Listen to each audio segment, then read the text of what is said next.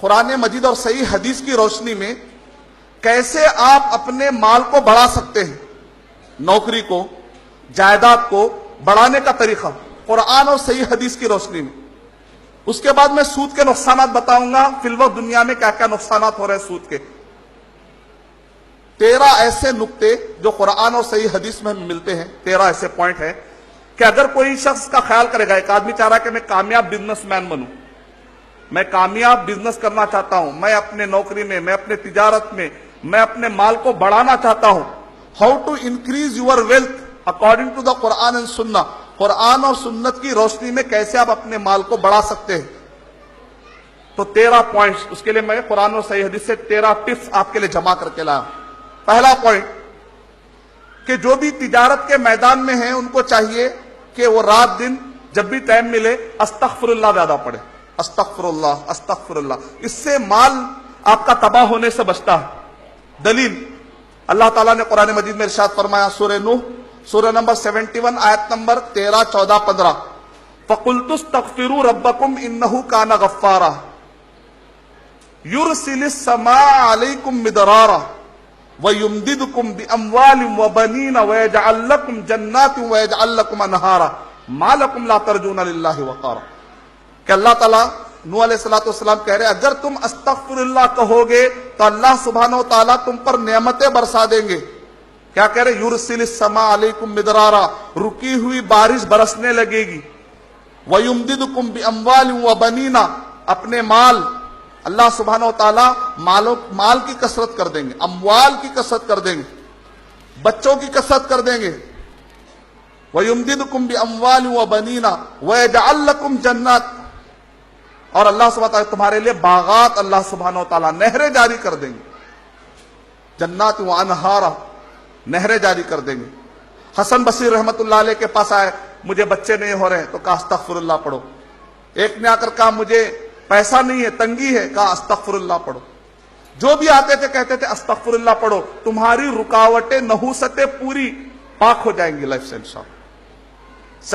Second ٹپ، نبی اکرم صلی اللہ علیہ وسلم نے ارشاد فرمایا، التبکیر فی الرزق، صبح سویرے کمانے کے لیے کوئی نہ کوئی ایک سیشن ضرور رکھیے۔ آپ کمانے کے لیے فجر کے بعد جو قافلہ نکلتا ہے کمانے کے لیے، نبی صلی اللہ علیہ وسلم نے خاص طور سے ان کے لیے دعا فرمائی، جیسا کہ نبی اکرم صلی اللہ علیہ وسلم نے ارشاد فرمایا، اللہم بارک لامتی فی بکورہا، اے اللہ سبحانہ و تعالی میری امت کے تو ان لوگوں پہ برکت عطا کر جو فجر کے فوراً بعد قافلے لے کر تجارت کے روانہ ہو جاتے ہیں۔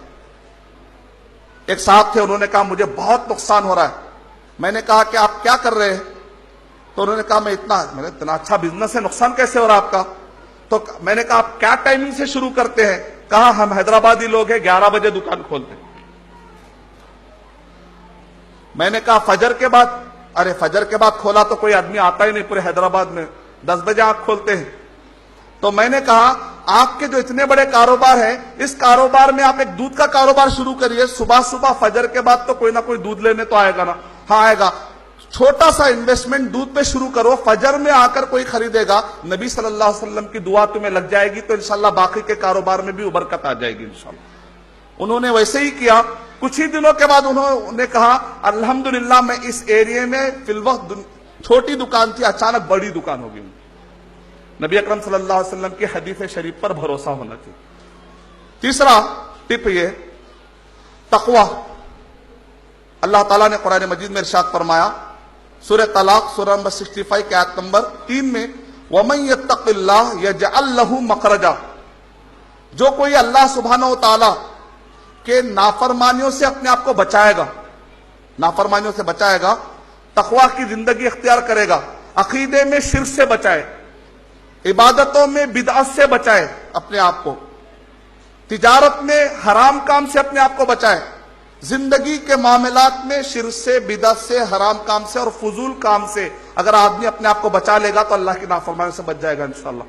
جو اگر یہ زندگی گزارے گا تو اللہ تعالیٰ کہہ رہے وَيَرْزُقُهُ مِنْ حَيْثُ لَا يَحْتَسِبُ، اللہ سبحانہ و تعالیٰ اس کو ایسی جگہ سے رزق دیں گے جہاں سے پھر وہ گمان بھی نہیں کر سکتے۔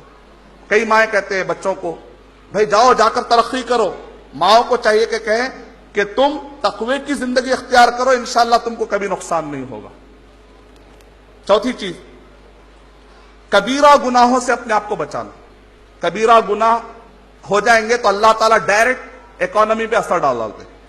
جہاں پر بھی کبیرہ گناہ، امام ذہبی رحمۃ اللہ علیہ نے 70 کبیرہ گناہ، بڑے گناہ، چغل خوری، غیبت، کبیرہ گناہ، شرک، بدعت، حرام کام، لوٹ گھسوٹ، چوری، یہ سارے کام، جھوٹ، دھوکہ دینا، کئی کام آ جاتے ہیں۔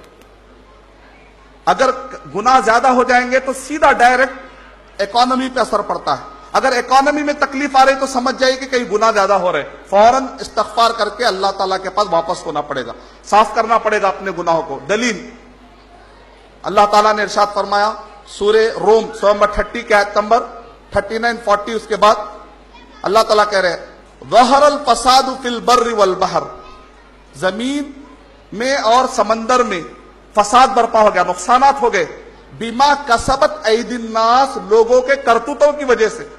یعنی لوگ اگر زیادہ گناہ کریں گے تو اس کی وجہ سے کیا ہو جائے گا، زمین اور سمندر میں نقصانات زیادہ ہو جائیں گے۔ تو گناہوں کی وجہ سے نقصانات زیادہ ہوتے ہیں۔ اگر کوئی آدمی اپنے آپ کو گناہ سے بچا لے گا تو انشاءاللہ اس کے روزی میں کشادہ آ جائے گا۔ اپنے آپ کو گناہوں سے بچانا پڑے۔ پانچواں ٹپ یہ ہے توکل، اللہ پر بھروسہ کرنا پڑے گا۔ پروفٹ دینے والا کون ہے؟ اللہ سبحانہ و تعالیٰ ہے۔ اگر آپ فلاں پر بھروسہ کریں گے، اللہ پر بھروسہ نہیں کریں گے، ایاک نعبد و ایاک نستعین، ہم تیری ہی بات کرتے اور تجھی سے مدد مانگتے ہیں۔ لیکن لوگ آیت کو ٹیڑھا پڑھتے ہیں، یہاں کا نعبد وہاں کا نستعین، مسجد میں نعبد بولتے، باہر جا کے خبروں پہ نستعین کرتے ہیں، غلط۔ اللہ ہی پر بھروسہ کرنا چاہیے۔ وَمَن يَتَوَكَّلْ عَلَى اللَّهِ فَهُوَ حَسْبُهُ، جو اللہ پر بھروسہ کرے گا اللہ اس کے لیے کافی ہو جائے گا، پروفٹ دے دے گا انشاءاللہ اللہ تعالیٰ۔ صحابہ اکرام مدینہ طیبہ کے اندر حالت ایسی تھی کہ پیٹ میں دانا نہیں ملتا تھا، یعنی کھجوریں نہیں ملتی تھی۔ لیکن ایک وقت ایسا ہے عمر بن عبدالعزیز رحمۃ اللہ علیہ کے زمانے میں کہ مدینے کے اندر زکوٰۃ لے کر گھومتے تھے تو مدینے میں زکوٰۃ لینے والا نہیں ملتا تھا۔ اتنی ترقی کیسے مل گئی؟ یہ اصولوں کو فالو کیے وہ لوگ۔ 55 کنٹریز، عمر بن عبدالعزیز رحمۃ اللہ علیہ صرف 90 سال کے اندر عمر بن عبدالعزیز رحمۃ اللہ علیہ کے زمانے میں مسلمان 3 بر اعظموں کے خلیفہ تھے۔ 3 بر اعظم، 3 کانٹیننٹس، 3 بر اعظموں کے مالک تھے، خلیفہ تھے۔ آج تقریباً 55 کنٹریز میں وہ ایریا بٹتا ہے۔ 55 کنٹریز میں اللہ نے سربراہ بنا دیا، کیوں؟ اس لیے کہ وہ یہ اصول فالو کرتے تھے۔ اگر ہم بھی فالو کریں گے انشاءاللہ تو اللہ تعالیٰ ہم کو بھی ضرور اونچے اونچے عہدے اور گدیاں اور پروفٹ ادا کرے گا انشاءاللہ۔